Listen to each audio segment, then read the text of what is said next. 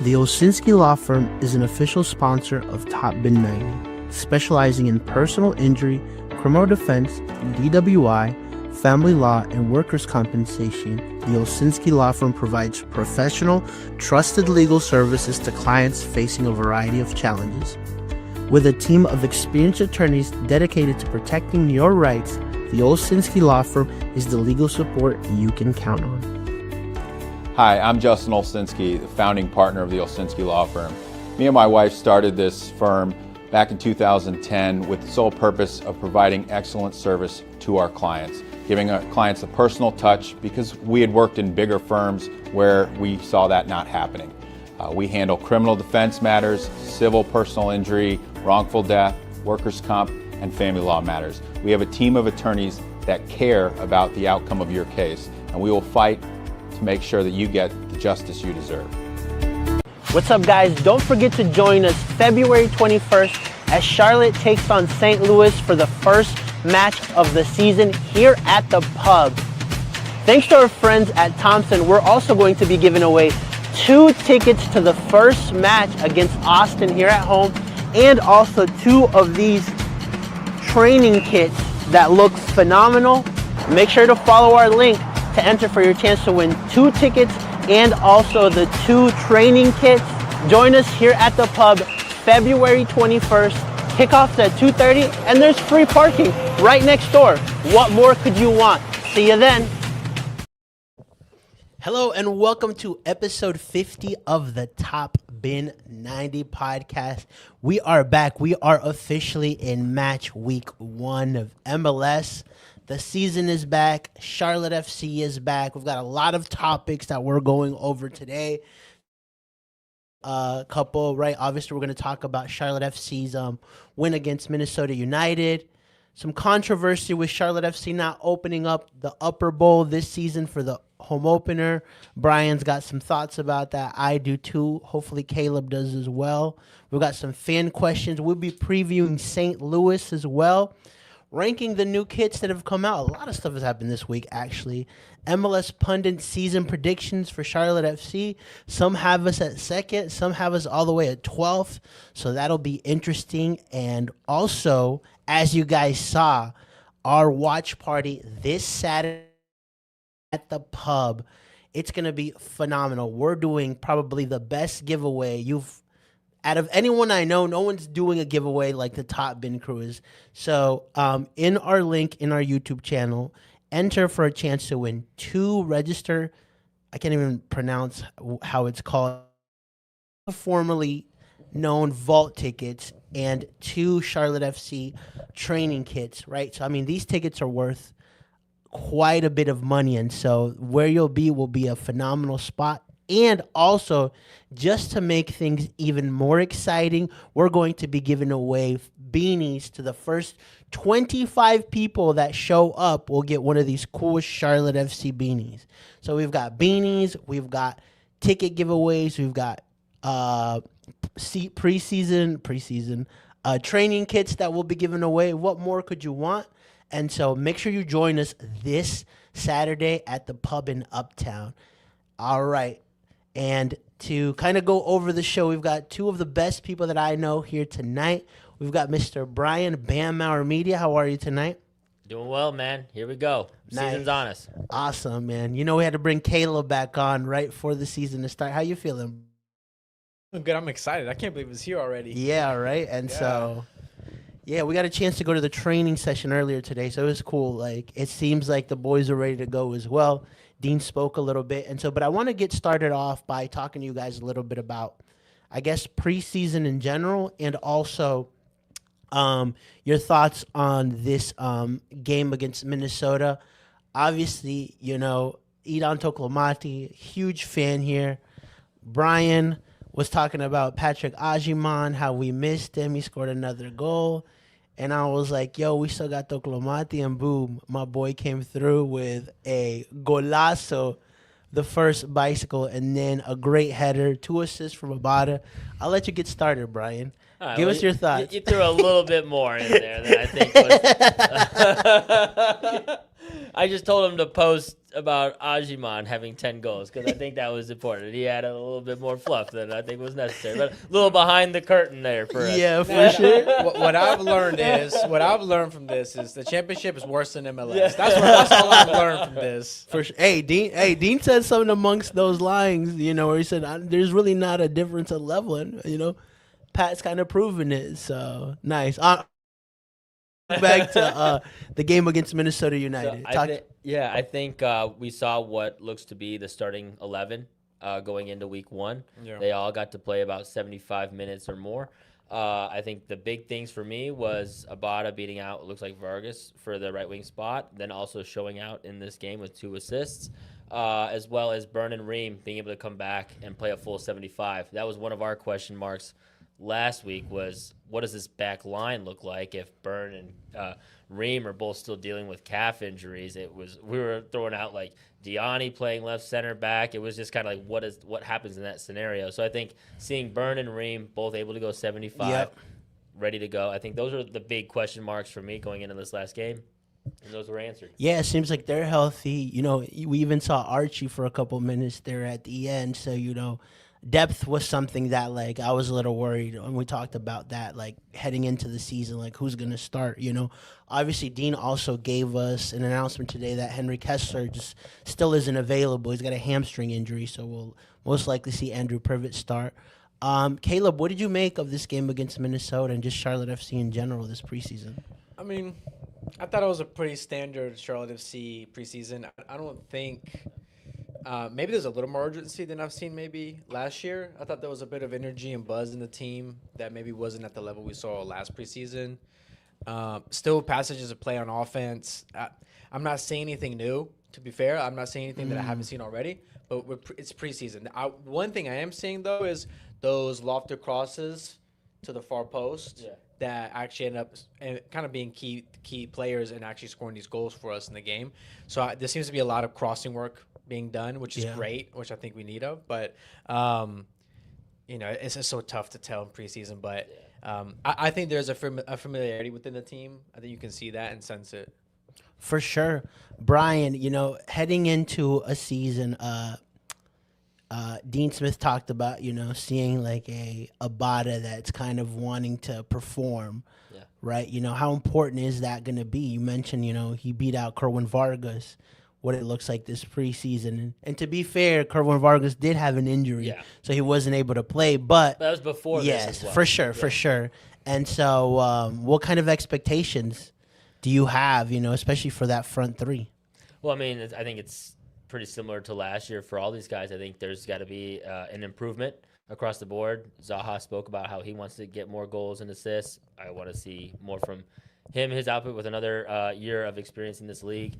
I think Toke Lamati is probably the best set-up U22 initiative player out of any player in MLS right now. I'd have to go back and verify that for sure, but the amount of money and talent surrounding him sets him up very well for him to have a big campaign. So I expect a lot from him up top, just because he should be getting fed from Pep Biel, some from Luka, even from deeper from Westwood, over the top, and then Zaha and Abada on the wing. So there's just a lot of talent around him. Even Tofolo. Yeah, Tofolo as well. Yeah, Tofolo can swing it in too. 100%. And he's going to be playing very high. And Schnegg as well. We already have seen. So they just have a lot of spots where there's guys who can feed him the ball. And then obviously Abada, we've talked about him probably more than we need to. Just for because sure. Of his slumps. But we need to see a DP, 100%, $8 million transfer. Dean's strategy is to make guys compete, and when they lose a role, he also seems like he leaves the door open for you to be able to fight and get it back, which is what the situation entails so far. And so he's fought and got it back through preseason. I think he's also, from what I've seen, been willing to throw his body around a little bit off the ball defensively, which I think is also probably something that Dean has pushed for him to get back on the field. But now it's a matter of being able to be productive. I mean, you're, at the end of the day, a $2 million signing, an $8 million transfer. We can get two-way play from Vargas at a way reduced cost. So he's got to be far exceeding 10 goal contributions to be at the level that you need. Yeah, and I want to also just touch too on Pep real quick. Yeah. I think we saw the difference that Pep makes. I thought Yeah. Pep was very lively. We Yeah. kind of questioned like how is it going to look like coming back from the injury? Yeah. Right. Is it going to be like as tidy as he is? I don't think he doesn't look like he's missed a step. I think he Yeah. looks really considering he hasn't played professional game Yeah. in a long nearly over 6 months now at this point, Yeah, right? It's close since last to it. summer. Yeah. I was really impressed with how he Yeah. came out. I thought he would be a little like rusty and he's No. pretty It good. looked like he had a little pep into He his looked step. sharp. Yeah. Yo, You're not slick. You're not slick. The first question that a fan sent, Reed, shout out to Reed, and I'll ask you this, Caleb, and we saw that in Minnesota's goal. Do you think the lack of pace in the back line is going to be an issue for Charlotte FC this season? Yeah, 100%. Both Privet and Ream have shown they can be really good center backs when they're defending in front of them. I think backpedaling back, we've seen Privet's biggest errors have always come from backpedaling, miscalculating a ball over the top, or not being quick enough to react to it. The only time I've seen Privet look uncomfortable is in those situations. Yeah. And there could be a very real threat of teams like saying, hey, both these guys don't have the pace, don't have the recognition that's quick enough. Ream has a little more of that recognition. He can say, okay, let me just step off a little bit. Yeah. Privet's still kind of lacking a little bit of anticipation. But that's 100% going to be a threat, and I think it's going to be maybe even amplified if we're going to be this aggressive with our fullbacks. Yes. If Byrne and Toffolo are busting up the field like they're doing right now, teams are going to have a very, very, very fun time just lobbing balls in behind us. So, my counterpoint, my fix to that would be, well, let's just keep at least Byrne or one of the fullbacks back as sort of a third center back to see if we can kind of work around it, and maybe we do that. But it is a little concerning. However, if we're sitting like at a mid block, low block, in and around the box, I feel comfortable with that center back pairing. It is just in transition where, it's definitely a little concerning. And I think it also continues from Westwood and Luca. Also, they're not as well. I mean, Westwood has been well known throughout his career, but with him being turning 36, there were times when the space again opened up between the midfielders and the center backs, where it's like, okay, will they be willing to get the running done to get back, or are they going to get caught out? And I think that's where we saw that happen a lot last season, and if that continues this year, Yeah, I think that's one of the things that like could be a reason that depending on how the start of the season goes, you could see Dean going into throwing Pep on the right wing. Yeah. And protecting that midfield a little bit more, because that's one of the concerns I have. Yeah. Especially like you've got a guy like Luca De La Torre, you've got Pep Biel, you got Ashley Westwood as your, starting three midfielders, I would think. But like you're losing a lot of legs. You don't have a Bronico out there. Westwood's up in age. I don't think Luca can do a job, but like that's not what he's brought into this team to do. So it'll be very interesting to see. Especially the first couple of games, how Charlotte FC starts. No, I do feel like there was a bit of a tactical wrinkle that we saw, and this is the longest stretch I think we've seen Luca and Westwood play together.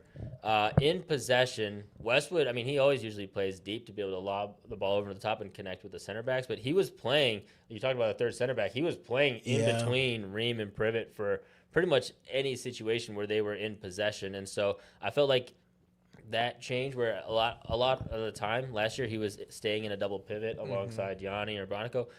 This year it seemed like it was almost just like three separate lines of midfielders. It was Westwood alongside Ream and Privet, and then Luca kind of by himself, receiving the ball from there and then driving the ball upfield towards Biel, who was then in the forward line. And so if that's the case, Westwood will have to do, for me, a lot less running, because then your shift is a little bit different in terms of going from a regista deep between the center backs to just shifting back into a double pivot off the ball. And so I'm wondering if that's kind of a wrinkle that Dean is using. It gets Westwood to his strength, but then also it gets Westwood having to do less running and just a little bit more positioning. It's one we have to do. I think this is the idea. I think the idea is Westwood can do sort of the playmaking, the deep line playmaking from that role. We also put him in a position where he doesn't get exposed. Also, Pep's going to be coming deep to receive a lot of time. So it becomes a three-man midfield with Westwood, Pep, and Luca de la Torre all there as kind of almost as 2-8s in a way, Yeah. build up. Yeah. And then you have Toclomati, you have Zaha as sort of a forward as well that can kind of come in and do 2 forwards up top, or he can go wide, and then you have the 2 fullbacks being that width. I think the fullbacks, I think the wingers in this system that we saw over the preseason they're more right or left forwards than they are actual wingers. So I think I'm seeing, I did see that happening there. I'm curious to see how it does in a high pressure game and better organized teams. On paper, that sounds great to do, but to play that way is difficult. It's very difficult. Yeah. Well, we talked about seeing an evolution under Dean Smith as well, right? Something. And so, I mean, we're seeing some of that, but then again, like what you said, Caleb, it has to translate because at the end of the day, it's a results-driven business, right? I mean, think about the first 2 seasons. Zoran preached possession-based, attacking football. Yeah. It didn't work with Miguel, and it didn't work with Latanzio, right? So, and I'll add this too. Defensively, when we switched to a 4-2-3-1, when we did make a tactical shift, a significant one last season going into it, it was very clear we were not defensively. We were kind of all over the place defensively. Yeah. We were bailed out by individual players on many occasions. Again, we're making quite a bit of a shift here. It was inconsistent before. We'll see how it goes this time around. Yeah. And so, I mean, for me, the biggest takeaway from preseason is like, the top players, they showed me moments where, like, I'm like, okay, like, they have it, and, you know, the team is back. You know, I saw some really good moments from Zaha, maybe not this game, but the previous game. He looked good, too. Right? Pep Biel looked phenomenal. Idam Toclomati, right? Luca de la Torre looks like he's adjusting. So a lot of these players that, for me, are going to be key this season, right, look like the type of players that, like, are ready to go. And it's an added bonus that also Abada's playing well. I mean, he has to. You know, I mean, this is a do-or-die season for him, at least these first 6 months. And we'll see what happens with him. So, what about Ajiman? What was your guys' impressions on Ajiman? Dean seems to be pretty high on him. Yeah. Yes. Yeah. Yeah. I mean, opinions on him? I think he looks pretty locked in based on the minutes he got throughout entire. I mean, he got like close to 300 minutes this preseason. He did. He played a ton. And so I think he looks like the favorite to be a 4th center back on this roster. Yeah. For me right now. I mean, granted, it's a part of it is just lack of options available. Yeah, and that's what Dean mentioned. But he also said that, like, you know, it seems like Ajiman is. Yeah, that's exactly what he said. He said, you know what, he didn't do himself any disservices this preseason. So. Yeah. Now, I think the key is just where do you fit these guys? Because it depends. Did Ajiman come in on a transfer? I was trying to look into that because I was like, I think they only have 1 senior roster spot available. I'd imagine that goes to Rodolfo Aloco. And on $6 million transfer fee, there's no way he's a supplemental roster. For sure. He has to be U22. It's just a matter of whether or not Ajiman was on a transfer fee or whether or not they can fill him in as a supplemental roster spot this year. For sure. I think that was one of my big questions to see if, like, how do these last few spots get filled? Whether it's like Will Cleary also seems to get a lot of reps, even though he hasn't earned a contract yet. Yeah. Some of these other guys, so. Yeah, Uchegbu had some decent moments as well. Yep, early on. It seemed like he really lost out to a Loco there. And specifically in this last game, I felt like that was the sign for me. You would hope so, right? Yeah. If you're yeah. Although Uchegbu came in on some money too. I think he was a transfer on $1 million. He was like another one of those stash and plays. So. We're talking about Morrison Ajiman. Someone said, I thought you were talking about Patrick. Nice. Awesome. Is there any other takeaways that you had from preseason? You know, just like I said, for me, it was like the top players look like they'll be top players. Yeah, I mean, I want to see it now. I mean, obviously everybody wants to see it now in a real game. I mean, we hear a lot about them talking about how fit they are, the numbers being really good. Let's see how it is for 90 minutes. I think that's like the next big question. Let's see how it is in St. Louis, especially against a team that's changed up a lot. You know? Absolutely. So I think that's the main next step. They've answered a lot of questions for me so far in preseason, but you've answered preseason questions there. There's only so much you can get out of it. Yeah, it felt like a really quick preseason too. Yeah. Not too many reps. We'll see. Phenomenal. Awesome. Let's talk a little bit about some comments that came in from the CEO of Tepper Sports, Christy, this past week at the kit reveal. that brought a lot of controversy online, and it was about the Upper Bowl not being opened for the first home opener, right? And so every year it's been a thing, but near the end of last season we saw it where they decided not to close the Upper Bowl or not to open the Upper Bowl and just have the Bottom Bowl open and filling that place up and packing it out. I mean, we saw that against Miami, the atmosphere as well. And so Brian and I have been discussing this at length. This past week, I was like, we really just need to save this for the podcast, but sometimes we just can't help ourselves, And so I guess I'd rather start, let's start with Caleb. Caleb, where are you at? About this. Yeah, where are you at with this Upper Bowl open to start off the season? A little mixed emotions. I understand why you'd be in favor of either route here. I think obviously the pro of having the Upper Bowl is being more accessible, cheaper tickets, people who normally can't go get a chance to go. But I think anyone that goes to Charlotte FC games consistently can tell you the environment when it's a packed lower bowl compared to the environment when it's a little more spread out in the Upper Bowl is night and day. For sure. A packed lower bowl in Bank of America Stadium for a Charlotte FC game is really good. It's electric in there. And for the sake of the environment, I find that the lower bowl only is actually better. Just packing out 35K right all grouped together in the lower bowl for me is a better environment, better atmosphere for a game. But again, the pro is, hey, new people get to go check out the game. Maybe you earn a season ticket, a new season ticket holder who goes to the game for $15, has nothing to lose. Hey, this is really cool actually. So I understand either route. I don't feel too strongly about either, but if you had to make a decision, oh Lord, here we go. Yeah. Sir Minty's gun to your head. To say, hey, open the Upper Bowl or close it for just the home opener. We're not talking about through the season. What would you choose? I'll probably just open it up for the opener. Okay. I probably would. Just for for me, it's just an opportunity to gain new fans.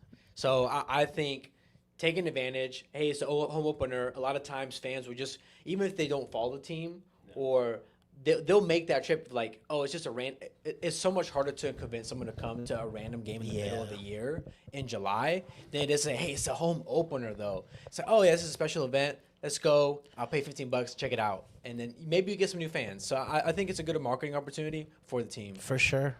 All right, Brian, tell us why you don't want people to go for. Is the club paying you under the table? Go ahead, gatekeeper. I think there should be outlets to cheaper tickets. Yeah. I just think giving the cheaper tickets to a less valuable seat, which is super high, right? In the Upper Bowl, for me, I've been up in the Upper Bowl before. It's not a great seat. If it's only 15,000 up there spread out. Like my wife even looked up. We went to the season opener together because we usually go. That's our tradition, and my wife said like it just kind of looks empty and kind of miserable up there. Like it doesn't look right, right? And so I think the way to get cheaper tickets out to people is look at the 8,000 tickets available in the 200 sections throughout the course of the season, because it's not just the home opener where tickets are down. So for the home opener, they're down 31% since 2022, since they sold it out almost. But tickets overall are down year over year 8%. For sure. And so for me, what about those other 200 section tickets throughout the course of the year? And I think there's two routes for me that I would go. One is offer kids under 12 like $5 tickets. So get families in there with their kids cheap. That's how you get generational fans, and you offer that all year. Offer that all year for all those 8,000 plus tickets that are available in the lower bowl. So you pack that place out. And I think you can also maybe week of, as you see where things are stand, also then bring the price way down on the open season. For me, yes, there's definitely a concern of maybe it being harder to get people middle of the season to go from a promotion. But I think lowering the price in those situations brings people in. Regardless, you only have to deal with one more July as well, right? This is the last July it's like this, and then you're dealing with a fall spring schedule. And so for me, and then at that point you have what, like 120,000 some tickets to try to sell for a cheaper price potentially. If they're not going, I mean, they're not going, right? They're not selling. I have a counter argument to myself because All right. I said all right, that. Caleb versus Caleb. Yeah, go. this is me. I kind of argument to what I said was maybe you get some new fans, but you're thinking about it more on it, and it is a terrible atmosphere up there. I would say that going I to don't know a if game, you keep new fans. yeah, going up there. going to a game and sitting up in the upper bowl is not a true representation of what a Charlotte FC match is. Yeah. Not when it's spread out like that. In fact, it may even be more harmful for them to go up in the upper bowl because they're like, oh, this is kind of like, it's kind of dead up here. Can barely hear anything. Like, especially because soccer is so atmosphere driven. They're not gonna have music pumping throughout the whole 45 minutes. It is dead up there. So, a kind of argument to what I said is, you know what? If I bring, I'm never taking them to upper bowl. I think about it. When I invite people to games, I'm always getting them lower bowl tickets. Always. There's like, even in games like Philly and stuff that had upper bowl opportunities, I want their first impression to be the most authentic, real feeling of a game. Yeah. So I'm taking them to the lower bowl. In the Poznan. Yeah, in the Poznan, all that stuff. Like, they need to be in the lower bowl to really experience the game. Yeah. Otherwise, I'm not going to take them to the game because I'm like, I probably won't be able to sell it on it. Yeah. I mean, I 100% agree that there has to be a different strategy. Yeah. For me, if we're specifically focusing on that first game, you need to have that upper bowl open, and you need to have some sort of strategy to make sure that you have 55 to 60,000 people there for that very first match. I think that's the bar. If you can find a way to get closer to 60, then it's worth it. Then it's a little bit of environment. I think that's the issue. Because I agree that like if you're at the top of the bowl and you're looking down and it's not full, the environment isn't great.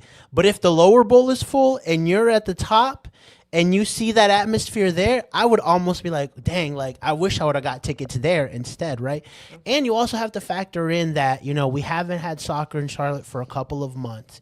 It's something quote unquote new for people to say, oh, the Charlotte FC home opener is this weekend, right? Let's get new fans in there and let's drive a process of turning people that, may not be into soccer or never been to a Charlotte FC game to what for me feels like can be a really good start to the season, right? Because if you look back at the very first two home openers, we lost both of those games, but the atmosphere, we didn't even score, but the atmosphere was incredible. And I'm not saying that we're gonna get to a point where we can get 70,000 people there, but they can figure out a way to make this like a tradition. Even people in our comment sections felt like that was some sort of tradition.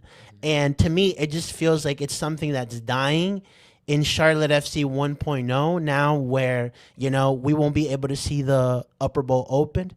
So what Charlotte has to do, the marketing team, anyone that makes those decisions, is how do you revamp Charlotte FC in Charlotte FC 2.0 to make sure, one, you're consistently getting an engaged fan base into the stadium and driving new fans. And I think creating some sort of strategy for the home opener is one of those ways that you do it. Yeah.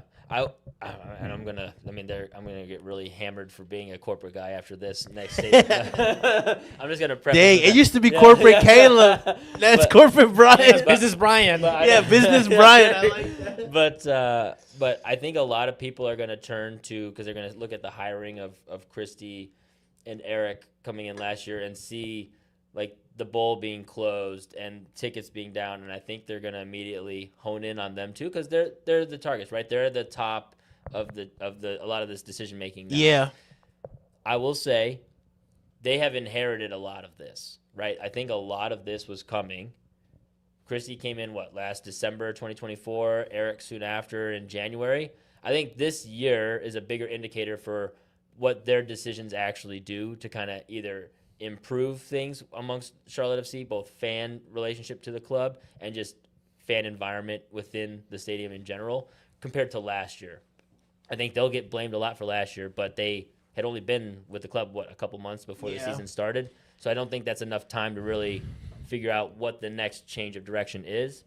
We're starting to see one, which is them closing down the upper bowl. We'll see whether that strategy pays off. But I think this year is a good indicator to Yeah. see whether or not these changes in the front office have been Yeah. made. I I don't mean- think I actually ended up looking too corporate on that, but Dang, he just wanted to preface it that way. just to make sure. No, I mean one of the biggest issues that I see, and even heading into this season from a fan base, is that it feels like there's no connection between the fans and the people that are making decisions. And I'm hearing that they're gonna address that with a new hiring here at Charlotte FC. So we'll see what happens with that. But that's very important. If your key people in supporter sections and those fans that consistently come to Charlotte FC games don't feel truly connected to the club, they're going to start going through the motions of being fans or not even caring at all. Like 2 years ago, like we were discussing like fights and people being angry about stuff, being angry about results, right? And like to a degree, that's a good thing because that means people care. Yeah. But if you start seeing people not even care about that, even when the team is doing well, like not caring, like that's when you have a real issue. And I think this could potentially turn into a long-term issue for them. And hopefully that they're making the right decisions to address it. To me, like, Eric and Christy seem like nice people. I don't know them well enough. But again, you're at the helm of the responsibility of both Charlotte FC and Panthers, and you have fans, and they're going to make demands, and they're going to want to feel represented in their club. And so they have to address that, whether it's year 1, year 2, because it just, to me, it goes back again to how do you revolutionize Charlotte from Charlotte FC 1.0 to Charlotte FC 2.0, because it's not a new club anymore. No. It's not a new shining thing. Like Lee was saying, like he feels like the party is over and it's more like the wine and cheese crowd now. Well, you got to figure out how to get some of those party people back because, you may not always like how they are, but you need that environment as well. So awesome. We didn't even go as hard as we thought we were going to go, right? We let it breathe. Yeah, we did. Caleb also, it was like a fly on the wall for our arguments all week. He laid it out perfectly for us. Yeah, you actually did. You did. You were. I'm a mediator. What can I Yeah, he's like, I'm not a corporate guy anymore. Yeah. Mediator Caleb and business Brian. I'm a man of the people now. Awesome. All right, let's touch on the first match against St. Louis then. Back in the season, obviously, the last memory I have of playing St. Louis is when our 3 DPs, at that time, it was Yazviak to Swiderski, Swiderski to Enzo Capetti, and we scored in St. Louis, back in the day. What a throwback. Swiderski playing out right wing. Enzo Capetti with a baller header. That was a phenomenal header he had in that game. I don't like remembering that game, though. Yeah, and then it just went south, Malanda with an abysmal pass. Tuiloma with an own goal, right? And so we shot ourselves in the foot. I was shout out to the Latanzio area. Maybe not a shout out, but and we had a watch party, and I think all these St. Louis fans jumped in there. Yeah. Oh man. Yeah. Oh, dang. I totally forgot about that. Anyways, going into the season, right? As we're looking at, I guess St. Louis, they didn't make the playoffs last year. They started off the season really, really high, their first year. And there's been a lot of transition. I know Lutz, as a sporting director, isn't there anymore. It felt like the club has gone from the highest it could to consistently going lower. And so, Brian, what do you make of this St. Louis team going into the season? Yeah, they're going to look very different from multiple perspectives. One, obviously, new sporting director in Corey Ray, new head coach in Jan DeMay, who I actually had circled as a potential candidate for Charlotte back when they were in their coaching just search before they hired Dean Smith. This guy is super young, but has been around the block with several big-time head coaches, Greg Vanny, Wilfred Nance, and also a little bit of time with Mickey Varas. So the guy has been around organizations that have won a lot of trophies. And he's going to be way more possession-based because, we just saw he was an assistant for Wilfred Nance. So he's going to be a lot more possession-heavy. I think it's going to phase out of sort of that Red Bull style that we saw with Bradley Carnell and St. Louis that first time around. Now just how fast they can actually transition and make that happen. I think this is a great opportunity for Charlotte, they've been preaching cohesion and continuity all camp, right? So, like, nothing is better than an opportunity to play against a team with a new head coach trying to preach new tactics, bring in new players to fit those tactics. This should be a huge advantage based on that perspective for me, even on the road where Charlotte has struggled. But if you're going to preach cohesion and continuity, this is a perfect opportunity to prove it. Yep. And then you start the season off again in a away game. Last year we started in Seattle. It couldn't get more difficult than that, and they pulled out a point, right? So, what are you noticing about the St. Louis squad in Charlotte's first away game? I think the biggest question mark I have is I know they want to play the style, but they've built the entire identity off of that Red Bull style. Yeah. So I'm a little when it comes to the tactical side, I'm not too concerned about what they're trying to do. I'm more concerned about how we can implement what we want to do because we have that system, right? We have that cohesion. But also, I can see this being a game where a lot of the players, the coach, the entire organization is sort of extra amped up for because this is the start of a new era for them. Yep. A lot of changes were made. A lot of players were brought in. I think this is the moment where a lot of these players, coaches, the front office want to prove themselves and sort of gain favor once again from the fans of St. Louis of like, yeah, we botched it initially, but like look at this new project. And I think they're going to want to come out strong, come out fiery. I think they'll have a lot of motivation in this game. So I don't think we should underestimate them. No. Should we win this game? Yes. Yeah. We have to win this game. I think this is a must-win game. Why do you say? What do you think is a must-win? I kind of do too, but I want to hear your thoughts. Obviously, it's not must-win in terms of like, okay, the season's done, but we have all our healthy pieces together.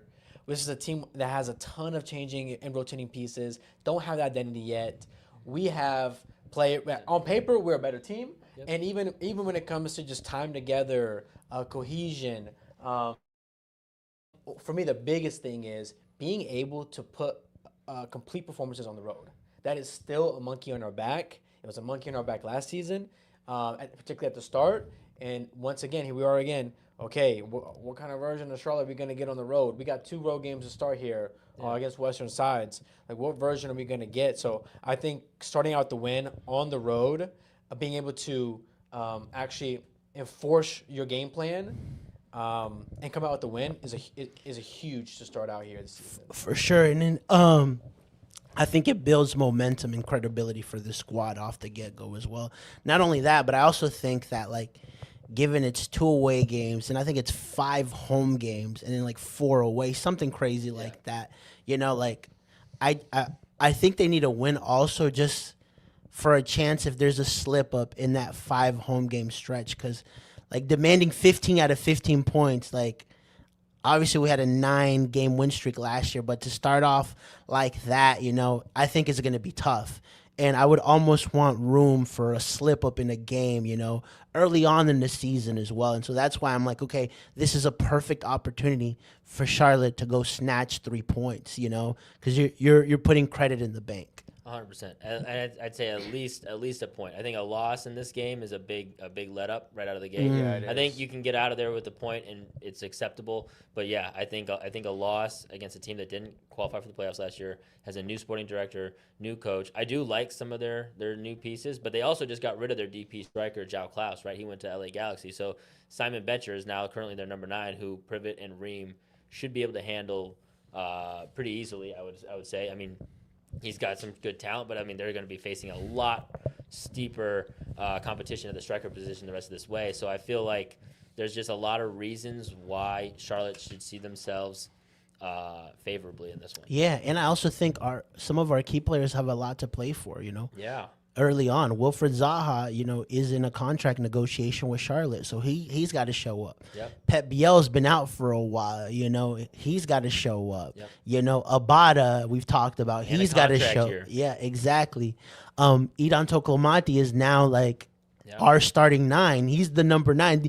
He's got the number 9 on his back, so he's not just a newcomer into this league anymore. He is the starting striker of Charlotte FC. And so that, to me, that kind of like added extra pressure, I think will help some of our players. I would say, like, I think no players have, like, house money this time around. No. Like, Zaha came in, hey, if he doesn't have a great first season, it's not the worst thing, but this year there's no excuses. There's no like major turnover. There's no new coaches. It isn't house money at this point. It's like expectations. So Yep, I across think the board. I think the losses will be how can I say it will be criticized more. Yep. I think the wins will, of course, be celebrated, but I think the fan base will be a little tougher on the squad this year around than previous years. 100%. There's less room for error, I think, in this season. And I think it goes back to also just saying like how they keep reiterating like the fitness numbers being high. Like if they come out slow, it's like, yo, what? You've been preaching this for 5-6 weeks, and y'all came out on the back You're getting foot against blitzed. St. Louis. Yeah. What? Like so, I think that's like one other indicator where they just been really hammering. I mean, Toffolo said in his presser that like his goal is to be like the left back, like the best left back in the league, like be a best 11 type left back. So like some of these standards and these expectations that these guys are putting on themselves need to show out in week 1. For sure. There's like someone made like a Enzo Copetti YouTube account, and he said, and it's like I heard someone miss me. I know like top bin I blocked, so we're just laughing about that. So these guys That was can't see what? that. Yeah, and we're just laughing about Yeah, it. we're just trying to have like keep it together. Yeah. I want to laugh too. Props to us. Yeah, for sure. That's why I said it to you guys. But yeah, I think we're all in agreement.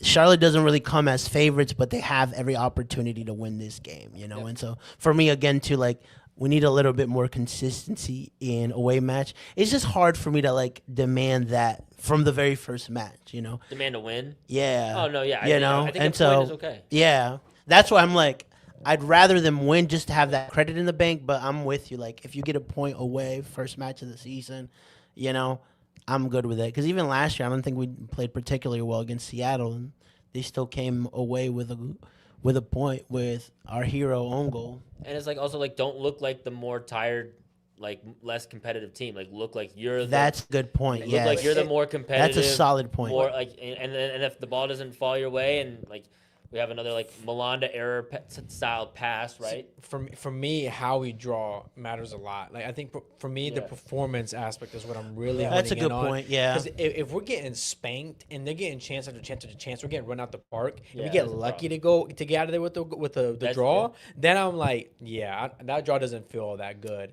But like if we swarm them, have great energy, great pressing, create opportunities, that's a very clear game plan. Like our wingers are doing work. There's good attacking play, and we're just getting unlucky with some of these opportunities. Just we hit the post a few times.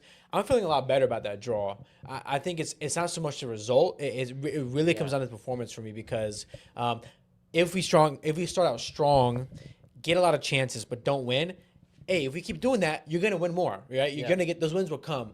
But if we're like scraping by and we're just kind of doing the whole like kind of classic first season of Dean Smith, just park the bus and see if we can get something out of this from a counter, then I'm like, man, why are we playing? Why are we on the front foot when on paper we should be the better side? Yeah, it's like the evolution that we're all expecting Dean to show us this year. I think like if we start to see that, like the possession getting stronger, the way they build up play, and can they actually attack centrally and on the wings, like Dean has been talking about in preseason? Can they show more just dynamic style of play? I think all those traits come out, and then the result doesn't matter as much. Yeah, 100%. For me, it's all about performance for me. Yeah, for sure. I mean, although last year Seattle was kind of bad and we came out with a point, and then I felt like we were playing well against Miami and we lost Seattle that was game. cooking us though, to be Yeah. fair. Monongo was playing well again. Was that Yeah, Rain?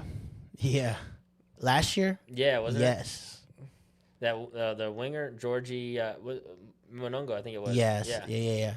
And then, but I mean, we went to Miami. I was there. The first half we did really, like, we got a red card, and then that game got turned around. So, awesome. All right, I do want to touch also a little bit on, MLS pundits have predicted where Charlotte FC will finish this season.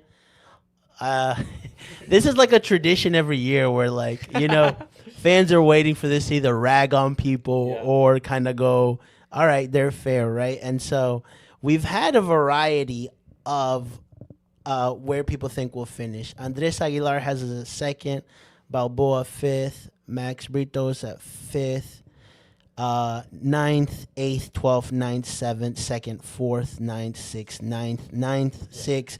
I haven't done the calculations for this, right? But if somebody add all these numbers and divide it by, I think they averaged them out to Yeah. be 6 because they also MLS released That's why you're those here, Brian, predictions 'cause as you well. know. Well, they have another article. I didn't do that. in my okay. head. I was like, dang, that was quick, dude. No. Dang, They also Business Brian. Yeah. He know the numbers. It does. they released another article as well. I think they talked about the averaging of it, and I think it averages out to Charlotte being 6. But Miguel Gallardo, I'm just gonna say, well, you're gonna know the crown after this next couple of weeks. Miguel Gallardo putting him in 12. What I'm gonna That's say, crazy. what I'm gonna say is these lists are getting too long. Yeah. The pundit list used to be like 6 notable figures that we all recognize. I'm not gonna Yeah. lie, Dude. it's like 15 on here. It looks like at least 12, yeah, and I don't recognize half of them. for sure, you know. But I think that my prediction or what I think my analysis of this is, MLS first is the most difficult league to predict out there. Period. So you could really be like LA Galaxy won MLS Cup and was dead last the next season. Yeah. I mean, who's predicting that? Well, Ricky Puig being out is a big predictor of that. But last? Yeah, I mean, no, come I on wouldn't have now, said like, last. I wouldn't have said 15 with winless in a row. Yeah. And then secondly, I also think this is heavily weighed by what teams these people watch. Yeah. Because I've seen That's a great point. I've seen reports like guys that actually watch us. I notice have a better Tom Bogert watches a lot of our games. He has some good predictions for us. But I noticed that there's certain pundits that lean into watching certain teams over others, which is natural. Like, I understand it's 30 teams. a lot of Yeah. teams to watch. I get it, but I think a lot of these lean on. I think how much you watch Charlotte FC is going to influence a lot of what this looks like. So the people that have us as 12th, I don't think there's a good chance they watch less of us than the other ones that maybe put us a little higher. Yeah, but I mean, like, even if they watch less of us, like, and to me, if I'm not watching a team and then I see them and I just look it up real quickly, okay, they finished 4th last year and the year before that 5th. I'm not gonna put them 12. Yeah, You know what I'm saying? that's a wild- Like that, that's a like wild change. you either like are just like having to make this list really fast. 11 better teams You in know? the East, and Charlotte is definitely a take. And I'm like, and it wasn't like Charlotte made some crazy. We lost Malanda, sure, but like. Yeah. The Charlotte's Like- defense wasn't great last Yeah, year. it's not like St. Louis where they're replacing, a head coach, a sporting director, and a whole bunch of like. It was one key player that we lost, like in Adilson Malanda. I mean, we lost Pat Ajiman during the season, and we were still fine, So that's where I'm like, okay, even if you don't watch this, going 12th is crazy, You don't have to have us a second, but shout out to Sasha Kleshstein. He always believes in us, He's got us at second. So I think that's a little too high to be fair. Yeah. Yeah. I also that's the other swing. for sure, but shout out to I'll him. take it, though. I'll take it. We'll take it. Yep. Awesome. All right. I do also want to ask because Brian told me, Caleb, that you are a fashion expert, and he also mentioned that he is as well. So when we're talking about ranking kits, obviously give us your thoughts on this new Charlotte FC kit and where do you kind of rank I wouldn't say maybe all 7, but maybe like a top 3. I got my 7 here if you want to hear. All right, go for it then. But first thing is, I guess it's the Crowns Up kit. Is that what the agreed upon name? It seems I like guess, the Crowns yeah. Up kit. The Crowns It's okay not kit. bad. It's not bad. I like the white sleeves. I hope that's sort of a thread that we see in all of our home kits. I like the idea of having a blue base with the white sleeves. So I hope we keep seeing that. For my 7 though, it doesn't even come close to top 3. But this may be a hot take, but my number 1 is Lightning kit. Okay. It's up there for me too. I love that. Yeah, kit. I think it's a really good kit. And yes, like I hear people say like that's not the right shade of yellow, like it's like neon. It's still a fire kit. I think it's still sick. It's a great look. Number 2, and also I'm a sucker for collars. So number 2 is a Fortress kit. I think that's a really, really good kit. The little details on it. It's really, really nice. And then number 3 is the Explore kit for me. Those are my top 3. Nice, yeah. So I like the Explorer kit. All last year's kits are on my top 3. Dang, okay. So recency bias. Hearing from Crowns Caleb. Up is maybe 6 for me. Okay. I got it down to 6 out of 7. Yeah. Second to last. Which one was your last again? I'm sorry. Is the Royal The Crown Jewel the kit. Crown Jewel kit? Yeah. Come Yeah, on, not a dog. huge fan of All that. right. I wasn't either. If you don't see Caleb for a few episodes, It's you know not. what. It's not an ugly kit. It's just my least favorite of the bunch. Yep. No, And we also lost so much in that kit. That's another reason why I can't stand it. Our record with that kit is the worst of any kit we have. Dang. Okay. Dang. I don't We- know. I don't didn't know that know that. stat, but We lost. That's some fashion statement we, stats right we there. lost so much with that kit on. Yeah. yeah, but Dean wasn't our coach. That's That was- Brian. Yeah, for me it's mint. I love the look of that. Yeah, kit. That's you my always favorite. talk about that Always been since day one.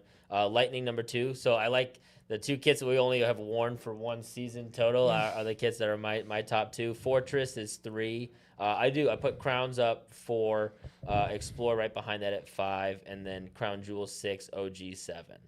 So I really liked the especially like the black look for the 2 just secondary kits. I haven't been a huge fan of any of the primary kits they've come out with yet. Dang. I would love the Explorer. The kit. Explorer I kit's not. really Yeah, love it. it's okay. I feel like for me, Explore and this new one are like neck and neck, but still all the secondary kits Yeah. for the most part. Besides the Crown Jewel. Yeah. Yeah. What I surpass it. what I think about this kit, I think it's better than the first ever kit that was released. Yeah. But because that was the first kit released, like, you know, it has some sort of nostalgia for people, you know, because it was honestly really basic, the very first kit. It was just Arsenal's kit in blue. Yeah. Yeah, But- I like the black trim on it though. If this Crowns Up kit had the black trim on it instead, Somebody made that actually. God, who was it? I think it was 'Cause he had the Kenny. black collar, Kenny. and then I think that would take it to the next level for I me. think so, I too. would have really think enjoyed so, that too. one.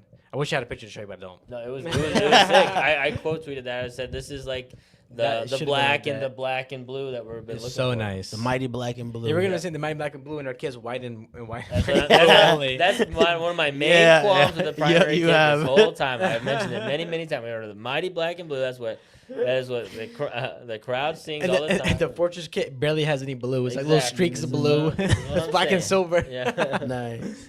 Yeah, I mean, for me, my number one is the Crown Jewel kit. Yeah. Are you for real? Yes, I think I it's a love it. It polarizing has like kit. a royalty purple. It's really nice. Like it's If it different. was like purple and you maybe know. it's I it's loved nice. it Yeah. because I remember seeing it before and I was hyping everybody up. This is gonna be a great kit, and like a lot of people are either Caleb, they're like, "This is mid." I'm like, "What?"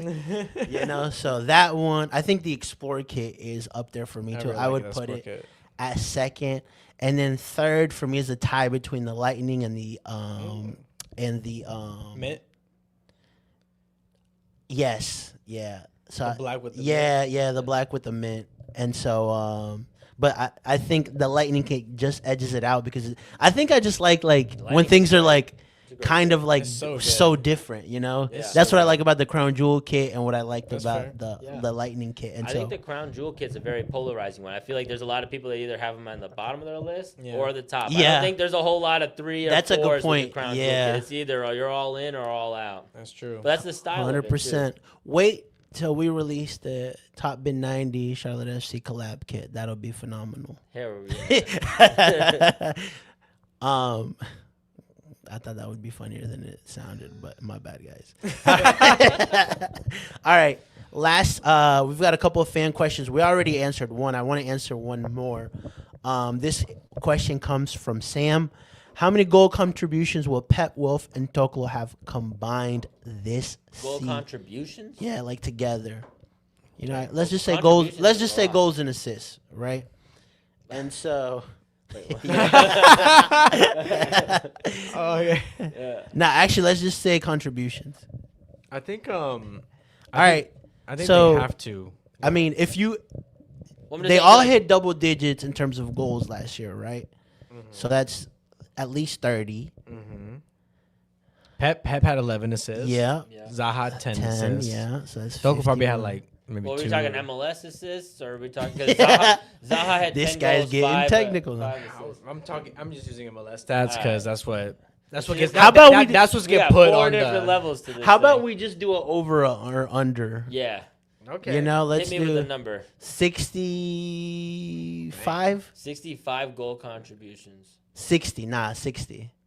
That's okay. 20 a pop. Between you said Zaha, Toklamati. And Pep Biel. BL. I That's think a really under. good question. Under. Yeah, Under 65. I think I would go under.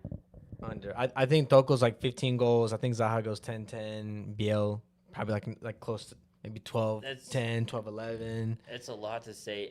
3 guys are gonna do I just- an average yeah, of 20 each. That's yeah. a lot. No, That's a I lot mean, of I distribution. think 2 will get 20 again.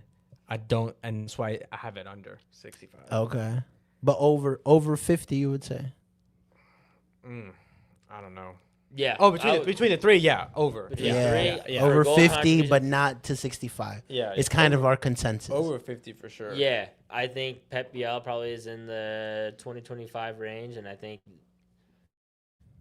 Zaha gets close to that. Well, see, the big thing is whether or not Zaha even stays. Right, there's another factor there. Like if he stays for the Yeah. whole year, Wouldn't I it be think he crazy gets if close. Abada and Zaha swap stats?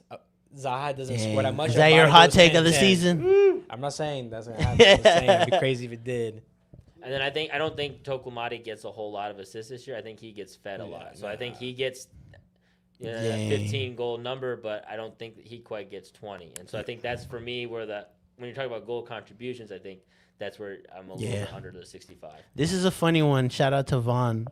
How many will Vargas, Archie, and Abada have combined? Vargas, I was like, I like Hey, that. Abada, Vargas, and Archie Yeah. goal contributions? Yeah. No, goals and assists. I'm Golly. kidding. under 15. MLS? No, just kidding. Under 15. Under 15? Between Abada, Archie, and Yeah. Nah, I'd take it about. wait, Abada. I think Vargas hits at least 12. You know? Vargas has 6 goals last season. And how many assists? he had 3. Okay, so assists. 9. So Nine. that's Yeah, 3 maybe- more. maybe- So 15 is Abada, too low. Abada Vargas had 15 probably combined. Yeah. I can't remember. No, I think a completely off the little top of more my than head. that. But Lil, yeah, Lil that's what I'm have saying. 5 goals. But are we talking all comps? Oh, see, No, all we're talking comps, MLS. We're All talking right. MLS. Yeah. You guys got to give me We- the details. we- MLS, we- all comps. I don't even. We don't care about competition outside of league, like MLS. Like it's Dang, very really? clear. Dang. We always lose out in Leagues Cup, and we always bail out in playoffs. We are a regular season team. That's the goal to win Supporter Shield. I'm a big all comps guy. I'm just gonna throw that out there. I respect that. All right, I think over 15 for sure. Okay, that's fair. Okay, I'm gonna go under 20. You see that? I think that's I'm gonna go under 20. All right. I think Under that's a good- 20. I think that's a better line. I think that's a better line because I mean Archie, I'd imagine obviously with a full season and full preseason have at least some sort of bump, maybe be in the 5 range. But it's like how much does Vargas and Abada combined? Do they actually get 15 plus again? Yeah, I think 20 is a good line. I think around 20. Around 20. Yeah. Yeah. That's fair. And I think we may see like. But if that's the case, then there's no way Abada is like it has to be well above that for Abada to stay. Yeah. Well above. But you never know. Maybe what if Archie pops off Yeah. and he becomes the starting striker and has 15 goal Now season. we'll sell Toklo in the summer, and then Archie's gonna do what Toklo did and come right in. With Yeah. Ajimon, Toklo, that and that would Archie. be insane. The Like striker, to go. the striker pipeline at Charlotte is crazy. I just man, that would be tough when you're trying to win something this Oh year. no, to sell in the summer. I Oh, don't want to do that. I'm Yeah. just saying that's a Charlotte FC thing to do. Yes, fair. 100%. Awesome. All right. Well, that kind of answers all the questions for today, right? With that said, actually, no.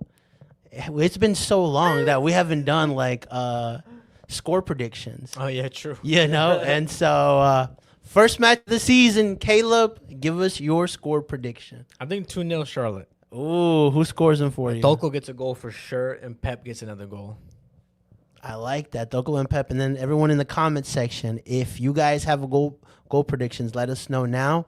Brian, how we feeling? I was gonna say 2-0, but Caleb took it, so I'll You go, can do that I'll- too. Nah, I think I'll go 2-1. I'll mix it up a little bit. I think St. Louis does still have some really good underrated goal scoring players like Marcel Hartel. So I think 2-1 Charlotte. Okay. Nice. I'll go Zaha and I'll go Zaha and Toffolo. Let's go Toffolo. Toffolo. Mix it up He a may little not bit. even Scores a start. goal? Yeah, scores a Yeah, goal. dang, He's all going right. double He digits. losing his job to Schnegg. Yeah. No. Dang. Okay, I'm going 3-2. I think it'll be a high scoring game. Dang.